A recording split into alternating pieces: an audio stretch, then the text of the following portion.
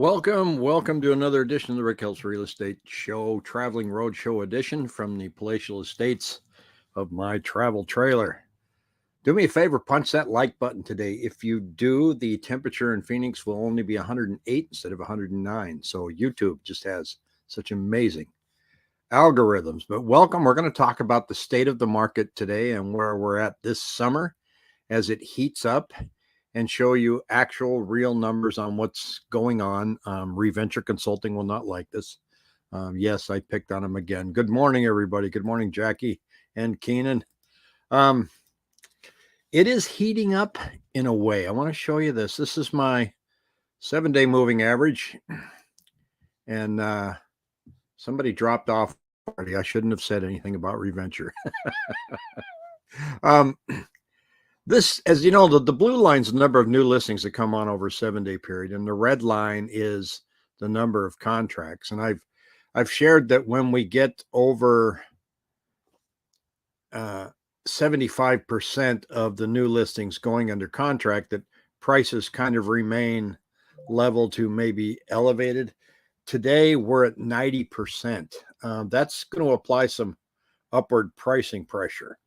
And when you get to 90%, and if it stays there, now 1 week does not make a trend, then you're going to see some pricing pressures coming on. And boy, there's some areas of the country right now where bidding wars have come back. There's articles coming out about how you can win your bid, put down larger earnest money deposits, maybe waive the inspection. I hope we don't get back to that again. But this is where we're at here. You can see our monthly median sales price has been climbing up steadily since the first of the year. We're not there yet. We're close to erasing the losses that we had from the beginning of the year, but prices are definitely not going down. Terry here says Real Estate Mindset said he returned to Phoenix area in September, October, said he's going to show his viewers that the homes in Desert Oasis and Copper Canyon are sitting and rotting. Well, that's cheery news. He'll get lots of views. I'm happy for him. So good to hear. Got my listing back on the market on Friday. I saw that. Looks like you did some good work there. So here's kind of what's going on before I do a deep dive into our numbers. Jackie's saying I've sold numerous homes of those and talked to the rep this past week, and they're selling like crazy. When you're doing a YouTube channel to fit your agenda versus actually showing what's going on, and you're flying out, you don't know anything about the area, I just caution viewers, do your due diligence. Take that with a grain of salt. You can't just drive I'm up in the Pacific Northwest. I can't drive to a new build community here and tell you anything about it. I could probably do a full day trying to get the data, but I don't really know what's going on. So it doesn't make sense to me to fly to another area and go, oh, look how bad this is. No. And Terry says those reps are never going to level with you. Sometimes it's pretty easy to see the numbers, Terry. I know when I went to a new home construction, we weren't the only ones in the parking lot. So beware. So the Fed, let me tee this up for you just a moment. So last week we had a lot of news, and the Fed chairman testified before Congress, and he said, yes, indeed, they are planning 2 more rate hikes. Now, the bond market is kind of not believing him. And there's the old saying, don't fight the Fed, but sometimes the Fed can't fight the bond market. So you've got those 2 polarizing forces going on. And so what's happening is there's been, last week, there was a lot of economic news, and the bond market just kind of reacted by saying ho hum, and kind of in what Pat has told us has been this channel and where we're just stuck. And you can see here that, the rates have just kind of up, down a little bit. And you can also see that your treasury yield is kind of stuck in this same channel.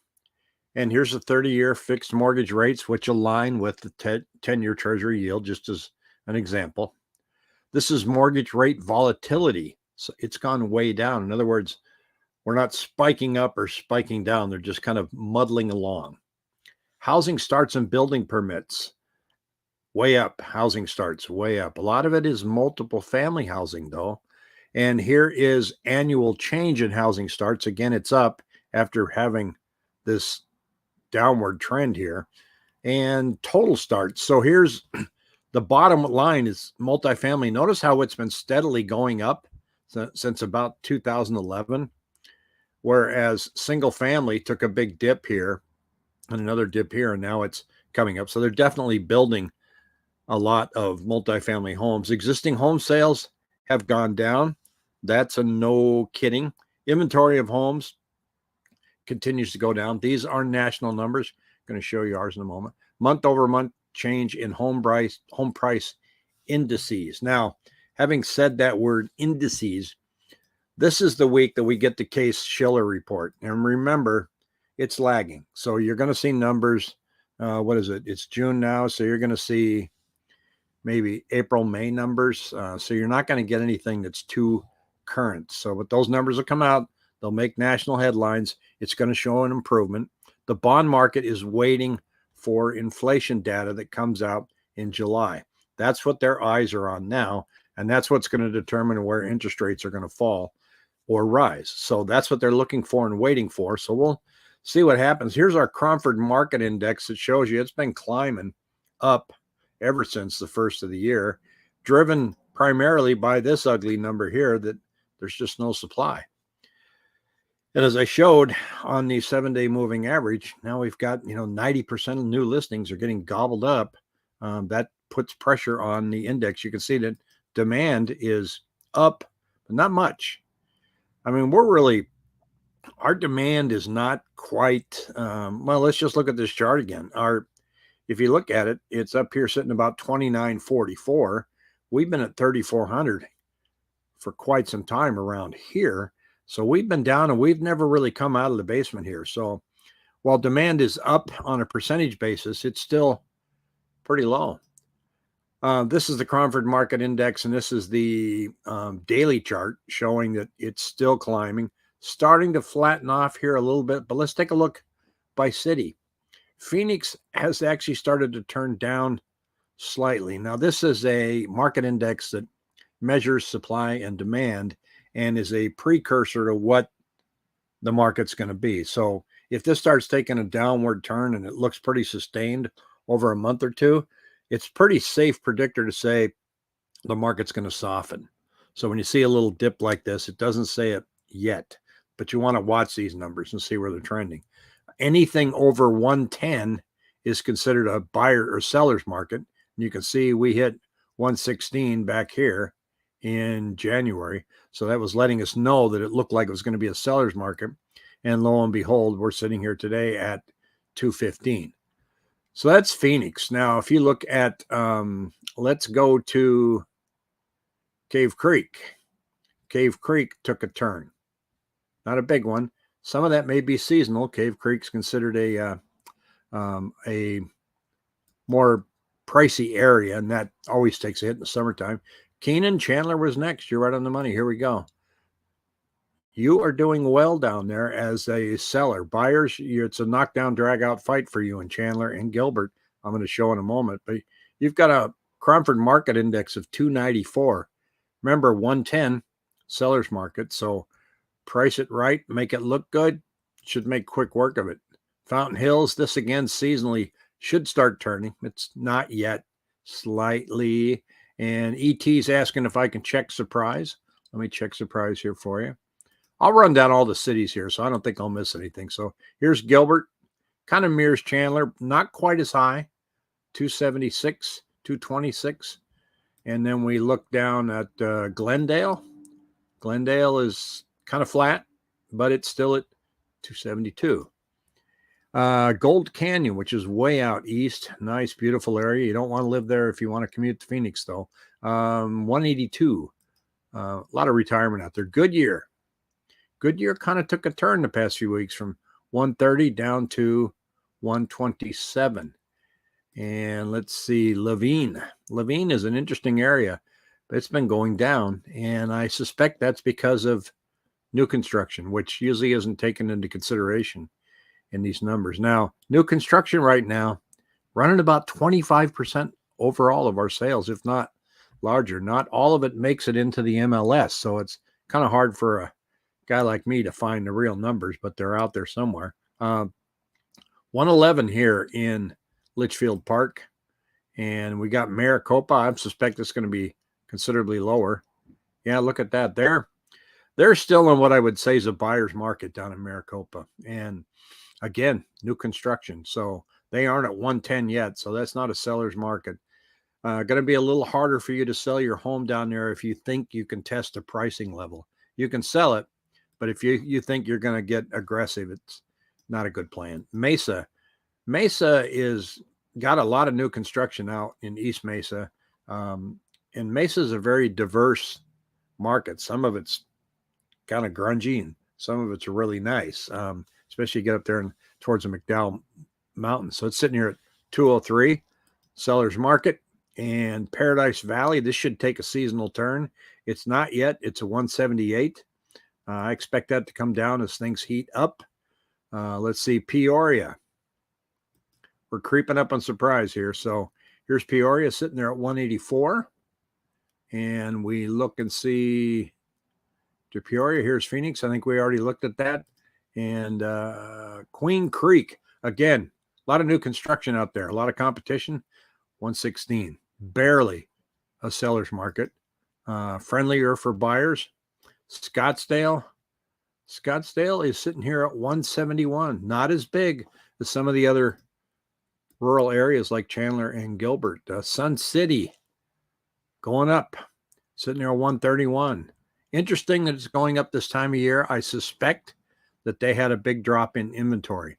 As you get close to summer, people just take their homes off the market. I expect we'll see that here in Sun City West as well. Yep, see how theirs have gone up. And that started right after Easter. So that's when everybody says, well, I'm going back to Michigan. I'll put my house on the market when I'm back here next year. Sun Lakes, same thing. You can see 200. That's a pretty brisk seller's market for Sun Lakes. So if you're thinking of listing in Sun Lakes, don't wait till you come back. Get somebody to list it while you're out of town. We can do it. Surprise. Here we go. Surprise. Not as brisk as I thought it would be, but you're still sitting at 132.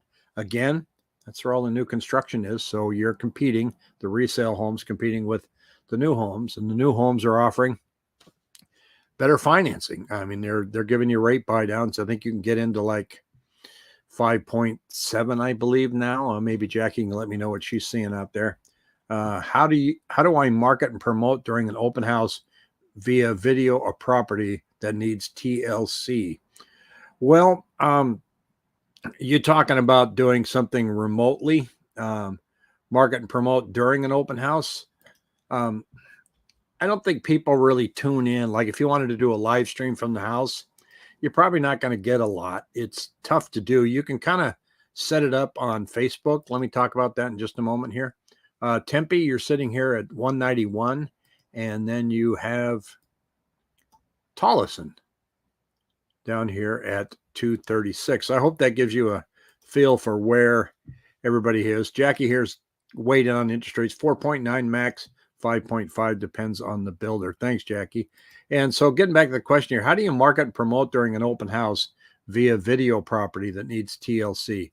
Well, a property that needs a lot of care right now is not getting a lot of attention in the resale market from buyers. They want move-in ready homes.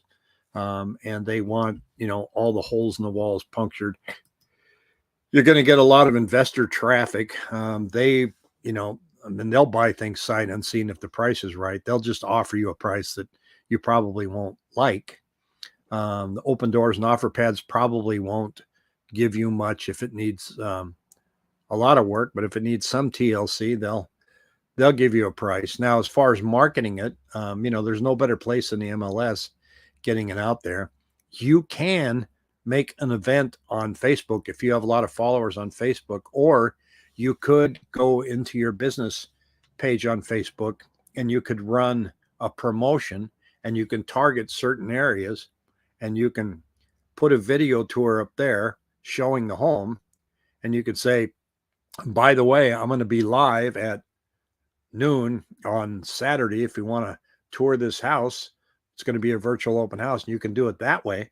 And then you can have your phone and you can go live on Facebook. Thanks for coming to my open house. Let me show you around. I'm here if you have any questions. Facebook's probably the best way to promote it. I think Zillow may have a feature where you can do that. I'd have to check into that, but you might want to look in and see if they have any virtual open house opportunities there, because that was quite the big thing during the pandemic. So, that's an option you could consider. It's like I say, nothing's better than the MLS. Now, if you got a home that needs a lot of TLC, point it out. In other words, don't take the camera and show the really nice spot of the house and avoid something else, because that really makes people mad. So go ahead and show it. Say this needs some work here, this needs some work there, and and be upfront and honest about it. And people will hop in their car and come out and take a look at it. Jackie says, I've done that many times, helps a lot. I've had people chat live, then suddenly show up. Open houses for a while there didn't produce much. A lot of people coming and looking around, and it was just hard to shake a buyer out in an open house for that particular house. Now, we agents like it because we meet a lot of buyers, and they go, didn't want this house? Well, let me find you another one. And that's usually the primary reason for having open houses. However, in this market right now, open houses have been incredibly successful, especially if it's the first day of the listing. The first day of the listing, you have an open house. They're showing up because, again, there's an inventory shortage. So you can shake out a buyer pretty good. So you're going to put it on the MLS and have an open house. You'll get attention. It depends on the neighborhood. I did an open house in Fountain Hills once, and they have a very strict sign ordinance out there. And I pulled it up on my phone. I had all the rules and regs out there, and then the sign police showed up at my open house. And I had another agent that was helping me, and she made the mistake of pulling her car across the street from my house and putting her sign on her car. Well, that's a no-no. You're only supposed to have so many signs. They're not supposed to be in the median. They're supposed to be so many feet away from the. It was ridiculous. And he came to me and said, you've got some violations out there. And I said, look, I pulled up your regulations on the phone. I got them right here. Can you tell me what I did wrong? Because I went through this line by line. He goes, well, you got an open house sign out there on the median. I go, no, I don't. I said, it's not in the median. It's on the side of the road. Well, yeah, it is, but we call that part a median. I said, I don't know what to do. I don't know what to do. He goes, well, I could fine you up to $250, but just don't do it again. And I said, you know what I'm not going to do again? I'm never going to do an open house in Fountain Hills again. And I never did. Sorry, Fountain Hills. But, I ran a business out there for a while, and they've got some real strict sign ordinances. But here's what bugged me. And I know I'm going way off topic here, but let me rant. Where I put my open house sign, that intersection was full of political signs of people running for office. And those signs were everywhere. And I was told you could not put an open house on Shea Boulevard. You know why? So that's where all the political signs for vote for me. Those guys can do it, but I couldn't do it. So I was a little ticked off about that. Let's take a look at our active listings here for just a moment. Yes, let me rant, Jackie. It was infuriating, especially the median. So here we are, where we thought that listings were going to start climbing down even more aggressively than they are now, because they were kind of trending that way, right? We've got a little bit of relief here in listings kind of starting to flatten out, but they're definitely not going up. And I don't think I was expecting listings to come up this summer, but it looks to me like we're probably going to be in this situation at least through July. But again, every time we approach a new month, we're anticipating some kind of a change in the general direction of listings, and it's just not there. We know that until interest rates come down in the fives, that people are sitting between 3 and 4%. They're just not going to pull the trigger and list their homes unless they absolutely have to. So that's what the entire country is looking at. This shortage could be here for a long time. Now, we have a really bad economy and people start losing jobs. They have to sell their house. Well, that's a whole different conversation. Could that happen? Hard to tell. I mean, when you go around, you start looking at predictors of the general economy, you can find pretty much whatever you want. If you think the economy is going to go to hell in the handbasket, you can find a video that will tell you that. There's one guy I used to like to watch, and now all of his thumbnails are flames every day. 72 hours, 48 hours left, and they're all the same thing all the time. He used to be very entertaining. Now I don't even watch him. You know, the banks are going to collapse. And it's like, okay, I'm glad you're making a lot of money on YouTube, but can we have some variety? Maybe put some greenery on your thumbnails, some flowers. But it's interesting to watch even this weekend. Okay, the political upheaval in Russia. Okay, that should rattle markets, right? It doesn't look like it has. In fact, let me take a look here right away. I'm just going to go to Yahoo Finance, and what's the stock market doing today? It's down. Let's see. Crude oil is up 12 cents. The Dow's down 5.77. Normally, events like that would just rattle the markets. It's uncertainty. The news was saying there was almost a coup over the weekend. And so that adds volatility. Well, you saw that in the mortgage rate volatility, the index is way down. So there doesn't seem to be a whole lot that's rattling the bond market right now. And so here's a nice headline here. Federal Reserve's message to the bullish stock market: we will break you. So there's going to be all kinds of headlines going into July that the market's going to come down. It's going to go up. The bond market is going to lower rates. Inflation data is going to be good. It may not be as expected. So everybody's waiting. And that's where if you've watched the video that I had with Barry, where we had the interview with him last week with MBS Highway, I said, it seems like our market, everybody's waiting. Buyers are waiting. Sellers are waiting. I've never seen anything like this. There's a lot of sitting on the sidelines, and I get it. You want some kind of a breakout. There's also people that say, I want things to crash. Well, if they do, you're probably unemployed. So maybe you don't want things to crash. Be nice to have a soft landing. It'd be nice to have something just kind of mellow out. I was cheering on these interest rates at 6.5, hoping we stay there so that the market can kind of equalize. But it won't equalize until we get more inventory.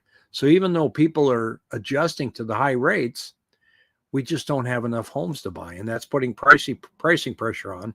And I don't want to see that. I would like to see prices stay about where they're at or come down and give new buyers, first-time home buyers, some relief. Now, we did a show on Friday with Pat, and I kind of shared again my thoughts on how you need to crunch your own numbers.